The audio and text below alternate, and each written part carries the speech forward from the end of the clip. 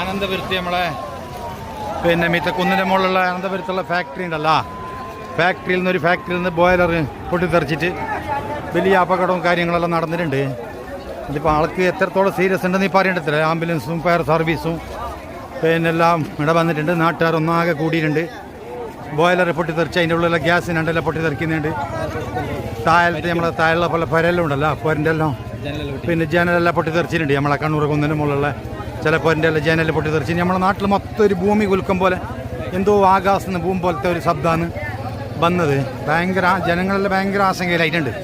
കാരണം ഇതെന്ത് സംഭവിച്ചത്. ഇപ്പോൾ മൊത്തത്തിലായിട്ട് ജനങ്ങളൊരു ആയിരക്കണക്കിന് ആളുടെ കൂടിയിട്ടുണ്ട്. ഒരു ഫാക്ടറിൻ്റെ അവിടെ നിന്ന് അതിൻ്റെ ബോയിലർ പൊട്ടിത്തെറിച്ചത്, പിന്നെ അതിൻ്റെ ഉള്ളിലുള്ള അണ്ടെല്ലാം ഇപ്പോൾ പൊട്ടിത്തെറിച്ചുകൊണ്ട് ഫയർ സർവീസ് വന്ന് ആംബുലൻസിൽ വന്ന് കുറേ ആൾക്കാരെ സീരിയസ് ആയിട്ട് കൊണ്ടുപോകുന്നതെല്ലാം ഉണ്ട്.